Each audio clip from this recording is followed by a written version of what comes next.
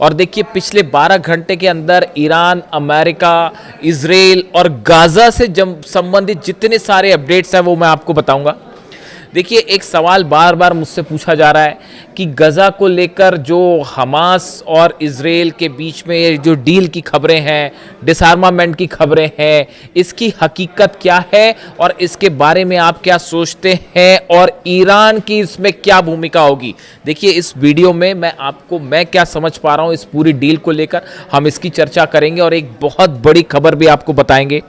देखिए जिस तरह से डोनाल्ड ट्रंप ने ये दावे किए और सब तरफ आप देखें, पूरे मिडिल ईस्ट में, यूरोप में जो है इस खबर की चर्चा है कि अब जो है हमास शांति समझौते के लिए तैयार हो गया है और अपने हथियार छोड़ने के लिए तैयार हो गया और जल्दी डील हो जाएगी। इस तरह की बात डोनाल्ड ट्रंप ने भी दावा किया है कि उन्होंने इजराइल और हमास के बीच शांति समझौता करा दिया है और हमास अपने हथियार छोड़ने को तैयार हो गया और डील के तहत गाजा में एक नया प्रशासन बनेगा और इजरायली सेना पीछे हटेगी।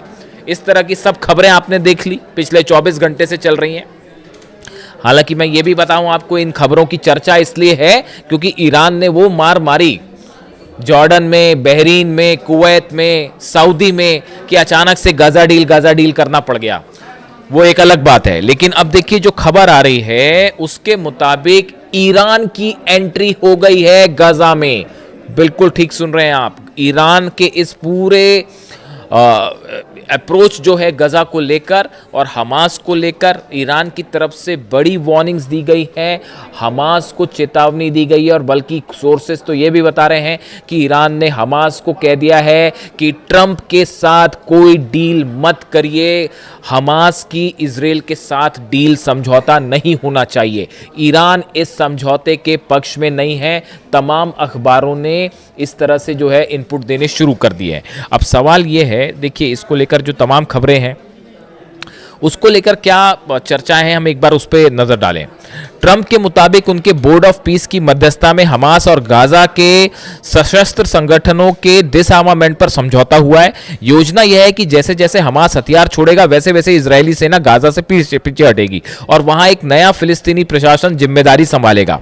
अब ये है कि जैसे जैसे गजा जो है वो गजा में हमास अपने हथियार छोड़ने शुरू करेगा वैसे वैसे इजराइल की सेना पीछे हटेगी। अब इन सब को लेकर ईरान की तरफ से ये कहा गया है, जो एक्सियोस के हवाले से भी ये खबर है वो बताऊं मैं आपको। Senior IRGC official urged member of a Hamas delegation to reject the proposed disarmament agreement during a recent visit to Iran. Iran ने हमास से कहा है कि ये जो डिसआर्मामेंट का समझौता है इसको रिजेक्ट कर लीजिए, इसको मत मानिए। ट्रंप धोखा करेगा, नेतन्याहू धोखा करेगा। और जो ईरान डील के साथ धोखेबाजी लगातार करता रहा है अमेरिका और इजराइल, ये कहना ईरान का है, बिल्कुल वैसा ही धोखा गाजा में हमास के साथ होने जा रहा है। ये कहना है ईरान का। ईरान की तरफ से वार्निंग दी गई है कि अगर आप हथियार छोड़ लेंगे उसके बाद क्या अप्रोच होगा नेतन्याहू का, कोई नहीं जानता। क्या ये ग्रेटर इजराइल बनाने की साजिश है? ये चेतावनियां दी गई हैं ईरान की तरफ से हमास को और सावधान रहने को कहा गया है। देखिए 5 मुद्दे ऐसे हैं, अगर हम सबकी छोटे में जिक्र करें कि ये जो 5 मुद्दे हैं जहां पर ये डील क्यों फेल हो सकती है और क्यों सक्सेसफुल नहीं हो पाएगी, इसकी बड़ी वजह है। देखिए सबसे बड़ी इसकी जो वजह है, इजराइल ने अब तक इस समझौते का सार्वजनिक रूप से समर्थन नहीं किया है। देखिए इस तरह की खबरें आपने सुन ली होंगी तमाम जगह कि हमास जो है वो एक ब्रॉडर रूप से अपने हथियार छोड़ने के लिए राजी है, डिसआर्मामेंट को राजी हो गया है। इस तरह की आपने तमाम खबरें सुनी होगी, अलग अलग आई हैं। लेकिन जो इसकी समझौते की जो शर्तें हैं इसको लेके इजराइल ने अभी जो है एक हामी नहीं भरी है। यानी ये हो सकता है कि नेतन्याहू ट्रंप के प्लान से सहमति जता दें, लेकिन बात जब गाजा से सेना वापस बुलाने की होगी तो इसके लिए अभी नेतन्याहू तैयार नहीं है, इसके लिए उन्होंने कहीं हामी नहीं भरी है। आप बताइए, कहीं इजराइल ने कहा है ये बात को कि हम गाजा से सेना वापस बुलाएंगे? ये पहला मुद्दा है जिस पर ये डील फेल हो जाएगी और इसीलिए ईरान कह रहा है कि ये एक बड़ी चाल है, इस चाल में मत फंसिएगा। बात नंबर 1।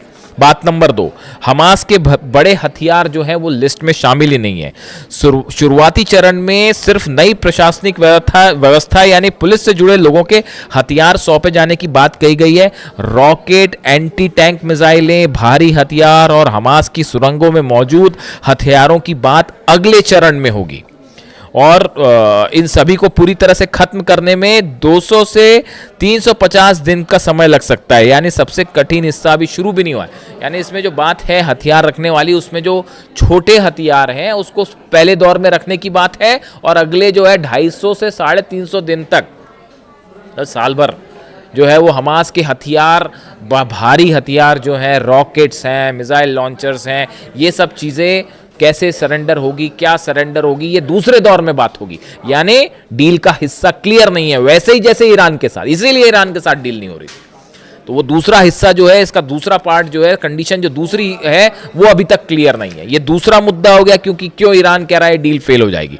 तीसरा, क्या इजराइल मानेगा हमास की बात? ट्रंप की इस डील में गाजा से इजराइल की सेना पीछे हटेगी, लेकिन इसके लिए जरूरी है कि हमास अपने हथियार डाल दे। अगर इजराइल को लगा कि हमास ने कुछ हथियार छिपा रखे हैं, सुरंगें नहीं तबाह की गई हैं या उसकी सैन्य संरचना अभी भी एक्टिव है, आर्मी अगर एक्टिव है तो वो इस डील को रोक देगा। अब ये बताइए कि ये बात जो है पूरे इसकी जो तीसरी वीकनेस है इस समझौते की, कि कभी भी इजराइल ये कह सकता है कि साहब नहीं, अभी तो हमास ने जो है अपने हथियार नहीं सरेंडर किए पूरी तरह से और अभी भी कई हथियार छुपे हुए हैं। ये कह के इजराइल जब चाहे वो इस समझौते को तोड़ देगा अपनी सुविधा के मुताबिक। यानी आपके हथियार कम होने शुरू होंगे और उसके बाद मौका देख के वो हावी भी हो सकता है पूरे गजा पर कब्जा करने के लिए। यानी इजराइल जब चाहे वो ये कह के कि नहीं नहीं, हमास ने तो अपने पूरे हथियार नहीं सौंपे हैं और वो तो छुपे हुए हैं सुरंगों में, अब भी हम नहीं मान रहे डील को, फिर क्या करोगे आप? ये तीसरा मुद्दा है जो ईरान कह रहा है हमास को कि सावधान रहिए। चौथा मुद्दा, निगरानी कौन करेगा? हथियार कितने सौंपे गए, हथियार कहां कहां है, सुरंगें कहां कहां है, इसकी निगरानी कौन करेगा साहब? कौन सी कमेटी बैठेगी और कौन सा? इसके बारे में कोई साफ स्थिति ही नहीं है।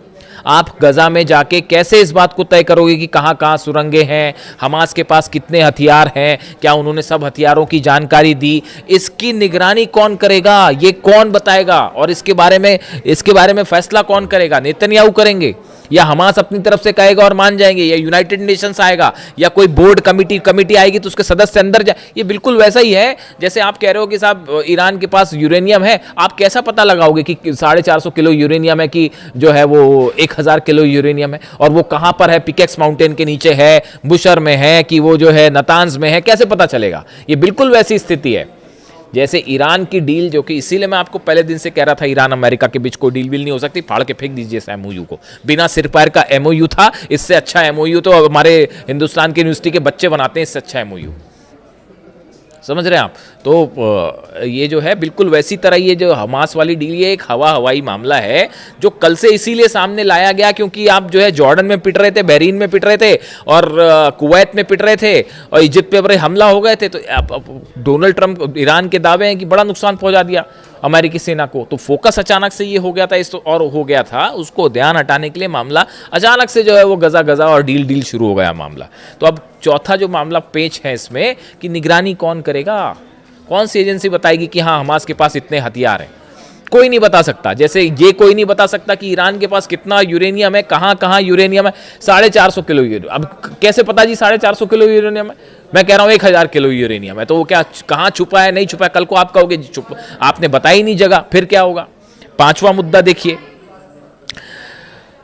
नई सरकार बनाना आसान नहीं है। इसमें कहा गया है कि साहब नई सरकार बनेगी, ट्रंप के प्लान में एक नई तकनीकी फिलिस्तीनी प्रशासन की बात कही गई है, लेकिन युद्ध से तबाह इलाके में नई सरकार खड़ी करना, विस्थापित लोगों की वापसी कराना, सुरक्षा संभालना और अंतर्राष्ट्रीय बल के साथ तालमेल बनाना बेहद कठिन है।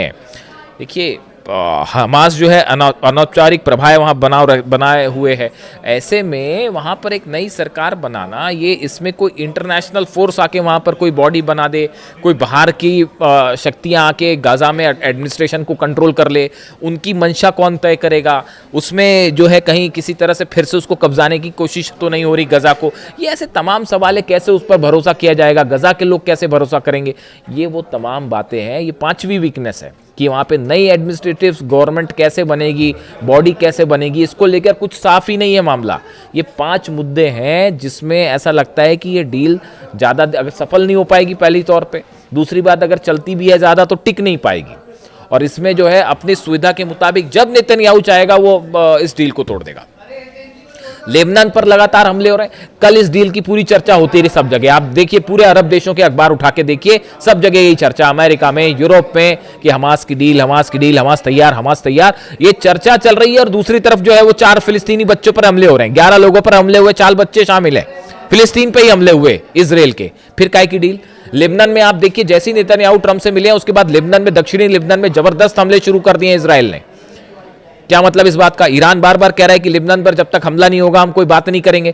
फिर नेतन्याहू ने क्यों हमले शुरू किए लेबनान में? इजराइल के आर्मी चीफ क्यों कह रहे हैं कि लेबनान से हम वापस नहीं आएंगे? तो वो कैसे मान जाएंगे? जब लेबनान से वापस नहीं आएंगे तो गजा से वापस आने के लिए कैसे मान जाएंगे?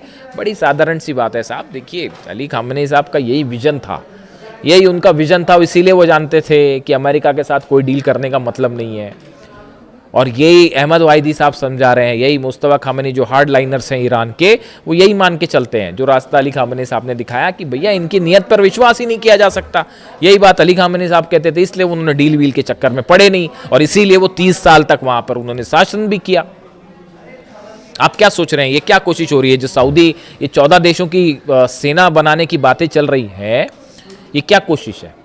ये क्या लाल सागर के लिए ये सेना बनाई जा रही है? ये सेना बनाई जा रही है ईरान के अगेंस्ट। देखिए, अगर इस तरह की कोई बात वाकई आगे बढ़ गई, हालांकि मेरे को डाउट है इस बात का कि ये सेना भी बन पाएगी, है ना, वो सेना भी बन पाएगी, ये भी बड़ा मुश्किल मामला है। लेकिन अगर बन भी जाती है तो इसका जो मकसद है वो ईरान के खिलाफ है। सऊदी और ईरान को आपस में भिड़ाना, फूट डालो राज करो, अंग्रेज जो करते थे, यही कई एक्सपर्ट मानते हैं कि अंग्रेजों ने हिंदुस्तान में जो फूट डालो राज करो की नीति अपनाई, वही अमेरिका पूरे मिडिल ईस्ट में करता है। कि खुद तो देखिए आप हरा नहीं पाए ईरान को, ईरान भारी पड़ गया, सब मिल मुला के भी जो है कुछ नहीं कर पाए ईरान का। ठीक है, कैजुअलिटी हुई है, भयंकर नुकसान हुआ है, ईरान ने उसकी कीमत चुकाई है, अपनी स्वतंत्रता, अपनी आज़ादी, अपने आत्मसम्मान की कीमत अपना खून देकर चुकाई है ईरान ने।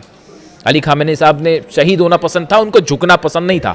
ये उनका ईरान है, ये ईरान का डीएनए, और ये ईरान इससे कभी नहीं हटेगा, आप चाहे कुछ कर लीजिए। विदेश नीति में अमेरिका हारा है, ट्रंप हारा है, ईरान, अमेरिका की सेना हारी है। अब इसमें तमाम दुनिया भर के एक्सपर्ट्स अब ये मान के चल चुके हैं, अमेरिका के सीनेटर, कांग्रेसमैन खुद ये मान के चल चुके हैं कि ईरान मिशन फेल हो गया, कुछ नहीं कर पाया आप वहां पे। तो अब क्या तरीका है? तो अब तरीका यह है कि अरब को ईरान से लड़ा दो, ये सब देशों को ईरान के खिलाफ कर दो। और शायद एक चर्चा हुई है नेतन्याहू और ट्रंप की मुलाकात में, एक बड़ा प्लान तैयार हुआ है। अब जितनी घटनाक्रम होगा वो उस बड़े प्लान के तहत होगा कि गजा का क्या किया जाए, लेबनान का क्या किया जाए, कैसे सऊदी और ईरान के बीच में जंग करवा दी जाए, कौन से देश की क्या भूमिका होगी। तो ये बड़ी सारी चीज़ें हैं जो एक बड़े प्लान का हिस्सा है।